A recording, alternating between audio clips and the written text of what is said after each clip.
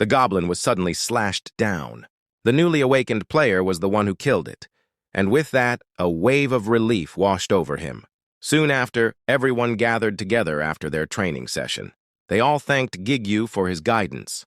Gigyu asked if everyone had leveled up, and they all responded enthusiastically that they did. Even the chubby man laughed and said, "I think goblins are pretty easy now. Doesn't even feel like we hunted that many, and we still leveled up." Gigyu nodded.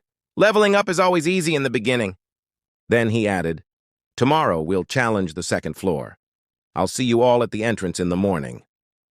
After he left, the team started chatting among themselves. "Gigyu's actually pretty famous," someone said. "Really? What's he famous for?" another teammate asked. The guy in the blue jacket leaned in. "There are a few rumors about him. Some say he's a unique ability retainer." "What? Seriously?" one of them gasped. "But they're just rumors," Blue Jacket shrugged. "If it were true, why would he be working here?" "Good point. Oh, and there's another one. People say he's the lowest-ranked player of them all." "There are rankings for the bottom too?" Someone laughed. "It's kind of absurd, right?" Blue Jacket smirked. "He's not a ranker or anything. No one says it out loud, but everyone knows. They even gave him a nickname, the dysfunctional leveling player." That night, Gigyu headed to his usual spot after finishing work. It was a rundown, hidden corner on the first floor, a place most players never visited, but Gigyu knew this place well. After all, no one had spent more time on the lower floors than he had. This was his secret spot where a single goblin spawned once a day. When the goblin appeared, Gigyu prepared to strike. He thought to himself, "If I can hit its vital spot before it notices me, this should be easy." He slowly crept toward the goblin, ready to attack. Sweat trickled down his face. He was nervous. But the goblin noticed him first and lunged. Gigyu narrowly dodged. The fight began. The goblin overpowered him, forcing him on the defensive. Gigyu gritted his teeth. "Looks like it's going to be another hard fight today." Later, at the Player Association building, Gigyu muttered to himself, "An hour, just to kill one goblin." He had earned $20 from selling its crystal. After subtracting potion costs, he made no profit at all. Just then the door opened. It was Teo. "Oh, getting off work?" Gigyu asked. "Yeah," Teo replied shortly. "You're working late these days." Teo didn't respond. He looked irritated. As he passed Gigyu, he muttered, "Sorry about what happened." "Huh? What are you talking about?" Gigyu asked. Confused, Gigyu walked into the room. Inside was Taishik, the manager of the guide department. Gigyu asked, "Hey, is something going on with Teo?" Taishik sighed. "The clients you were in charge of today, Teo will be taking over them starting tomorrow." Gigyu was stunned. "What? Why? Everything went fine today." "They probably heard the rumors," Taishik said flatly. Gigyu went silent. "I don't get what that has to do with being a guide," Taishik added. "It can't be helped. It's true after all," Gigyu replied quietly. Just then, the news on TV caught his attention. The Angela Guild had declared their intention to clear the 75th floor. The announcer confirmed that their team would depart through the Soul Gate the next morning. "No matter where you go, it's always about players," Gigyu muttered. "Even though most civilians won't ever go near the tower?" "Well, players are basically celebrities," Taishik replied. "Since gates can open anywhere, anyone has a chance to become a player. To people, it's not an unattainable dream, not an unattainable goal, huh?" Gigyu thought to himself bitterly. For him, it felt impossibly far away. He turned off the TV. "Hey, I was still watching that," Taishik protested. Taishik handed over Gigyu's paycheck. "Here's your salary for today."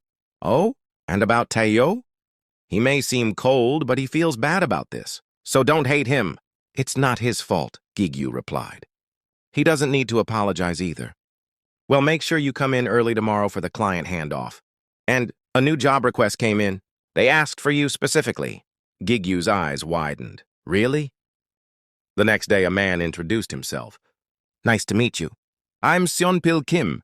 I'm Kim Gigyu," he replied. "I've heard a lot about you." "From Seokwu." Gigyu was stunned. "Seokwu? You know him?" "We're cousins." Gigyu silently thanked Seokwu in his heart. Then he asked, So you're the team leader? Could you introduce your teammates? Of course, Seonpil said, and introduced the other 3 members of the party. Gigyu laid out the plan. For the next 4 days and 5 nights, we'll rapidly push through the tutorial floors. I trust you're all prepared. I'll explain the rest along the way. After the day's battles, Gigyu called for a stop and began setting up camp. He lit the burner. Need help? One of the girls asked. No, it's fine. Just rest after you've set up your tents, he replied. Soon delicious aromas filled the air.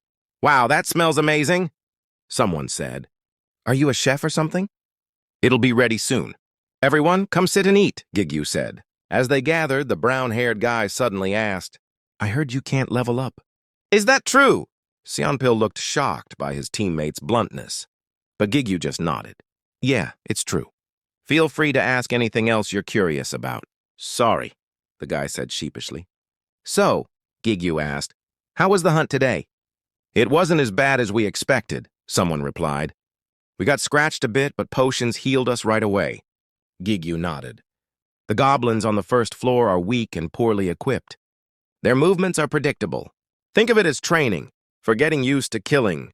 If you stay alert and keep working hard, you'll be fine. He added, as long as you don't run into a guardian, that is. What's a guardian? One of them asked. They're floor protectors, boss monsters. Guilds or large parties are usually the ones who fight them. Think of them like gatekeepers, tough, high-level enemies. They drop a lot of experience and items, but they're dangerous. Even rankers avoid them if they can. Everyone grew tense hearing that. But don't worry, Gigyu said. They appear on a set schedule, and there are guilds that specialize in hunting them. On lower floors, they get taken out quickly. Honestly, it's harder to run into one even if you wanted to. Meanwhile, on the 4th floor, the border between wilderness and forest, an orc was fleeing in terror. He tripped over a rock and crashed to the ground. He looked behind him. Another orc was approaching. But this one was different. Just the sight of him made the first orc tremble. And then he was killed. The one who struck him down wasn't a regular orc. It was a guardian.